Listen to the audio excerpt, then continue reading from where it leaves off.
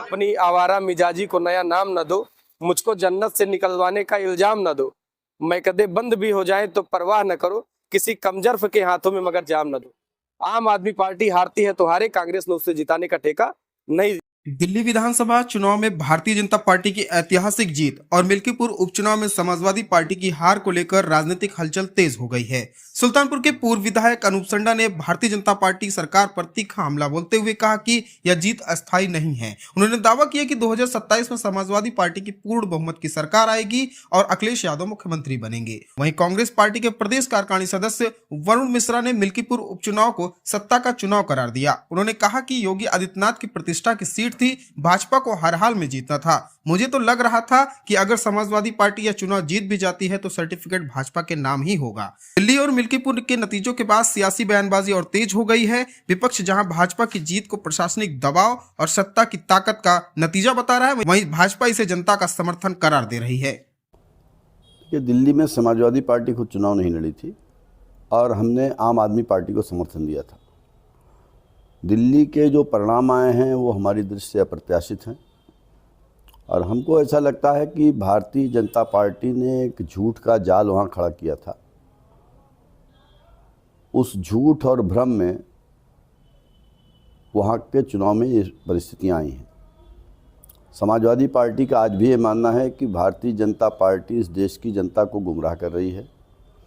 इस देश के जो मूलभूत सवाल हैं, बेरोजगारी के, लोगों के आवास के, नदियों की सफाई के और इन तमाम सवालों के ऊपर उसके पास कोई ना तो वर्क प्लान है और ना ही वो सरकार इन विषयों पे कोई गंभीर काम करना चाहती है।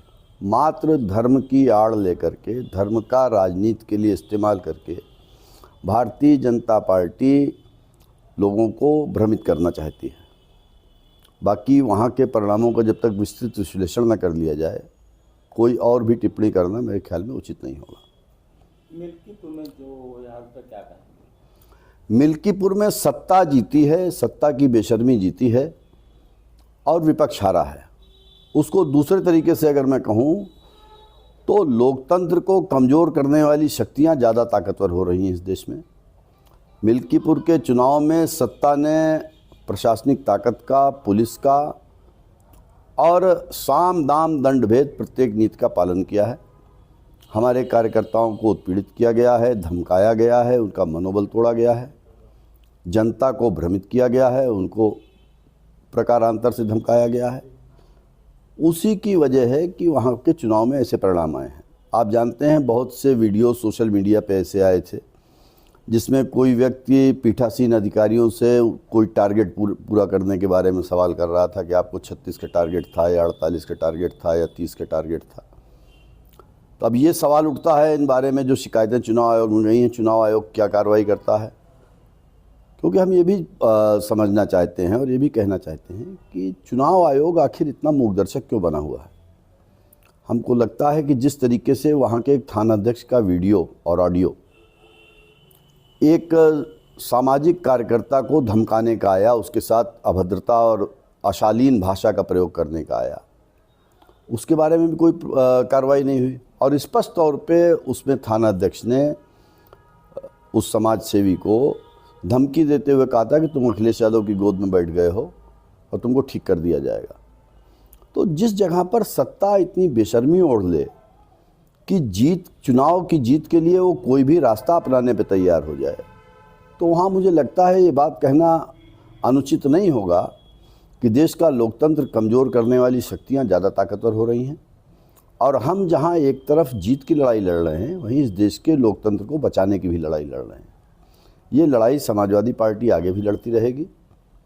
चुनाव के परिणाम क्या हैं उससे हमको कोई परवाह नहीं। हम अब 2027 की तैयारी करेंगे और हमारा विश्वास है कि 2027 में हम भारतीय जनता पार्टी को शिकस्त दे करके समाजवादी पार्टी की सरकार बनेगी और माननीय अखिलेश यादव उत्तर प्रदेश के मुख्यमंत्री बनेंगे।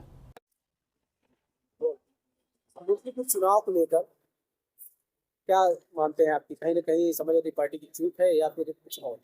देखिए, मिल्कीपुर चुनाव सब जानते थे। मैं डे फर्स्ट से कह रहा था कि उपचुनाव हमेशा सत्ता का चुनाव है। योगी की प्रतिष्ठा की सीट थी, योगी को हर हाल में ये चुनाव जीतना था और मुझे तो ये लग रहा था कि अगर समाजवादी पार्टी वहां जीत भी जाती तो भी सर्टिफिकेट भारतीय जनता पार्टी के ही नाम होता। मिल्कीपुर चुनाव में जिस तरह से सत्ता, सरकार और संसाधनों का दुरुपयोग हुआ है, ये चुनाव निश्चित रूप से भारतीय जनता पार्टी ने अपनी हठधर्मिता से जीता है, ये जनादेश नहीं है। इंडिया गठबंधन क्या इससे कुछ सीख लेगा, कुछ सबक?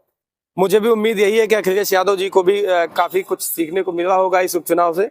कांग्रेस उनका जिस तरह से यहाँ समर्थन कर रही थी उपचुनाव में, दिल्ली में उन्होंने जिस तरह से कांग्रेस के साथ किया, वो बर्ताव एक गठबंधन के साथी होने के नाते सही नहीं था। मैं समझता हूँ अखिलेश यादव जी को भी कुछ ना कुछ इन घटनाओं से सीख मिली होगी जरूर। क्या मिल्कीपुर के साथ साथ यूपी का भी चुनाव था, उसमें परिणाम आए और बहुत ही आपकी हताशा था, उसमें कांग्रेस बहुत पीछे रही, लेकिन आरोप यह है कि कांग्रेस की वजह से वहाँ आम आदमी पार्टी पीछे रह गई। देखिए, कांग्रेस ने आम आदमी पार्टी को जिताने का ठेका तो लिया नहीं है, और जब कोई मुझसे ये कहता है कि कांग्रेस की वजह से आम आदमी पार्टी हार गई, तो मैं ये कहता हूं कि आम आदमी पार्टी सिर्फ और सिर्फ केजरीवाल की हठधर्मिता, महत्वाकांक्षा और अति महत्वपूर्णता खुद में समझे जाने के कारण हुई है। और एक अंजुम रहबर जी का शेर है कि अपनी आवारा मिजाजी को नया नाम न दो, मुझको जन्नत से निकलवाने का इल्जाम न दो, मैं कदे बंद भी हो जाए तो परवाह न करो, किसी कमजर्फ के हाथों में मगर जाम न दो। आम आदमी पार्टी हारती है तो हारे, कांग्रेस ने उससे जिताने का ठेका नहीं लिया है। इसलिए हम ये चाहते हैं कि अभी भी अरविंद केजरीवाल को अगर समझ आ गया होगा तो निश्चित रूप से ये कांग्रेस की एक तरीके से। कांग्रेस के एक वरिष्ठ नेता है सिद्धिया जी, उन्होंने एक बयान दिया है, उसमें बोला है कि केजरीवाल को अपना एक स्टैंड क्लियर करना चाहिए कि किसके साथ। निश्चित रूप से कांग्रेस का एक कार्यकर्ता होने के नाते मेरी भी यही सोच है कि अरविंद केजरीवाल को कम से कम अपना स्टैंड तो क्लियर ही करना चाहिए। आम आदमी पार्टी की राजनीतिक कोई विचारधारा नहीं है। मैं पहले भी कहता था, आज भी कह रहा हूं, ये एक आंदोलन से एक्सीडेंटली उपजी हुई पार्टी है, इसकी अपनी कोई विचारधारा नहीं है।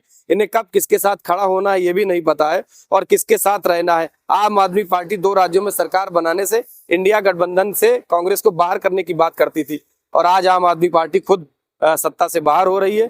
निश्चित रूप से कुछ दिन में अगर केजरीवाल जी सीखे नहीं इन घटनाओं से, तो लोग कहेंगे कि एक थी आम आदमी पार्टी। सुल्तानपुर से रजा हैदर की रिपोर्ट।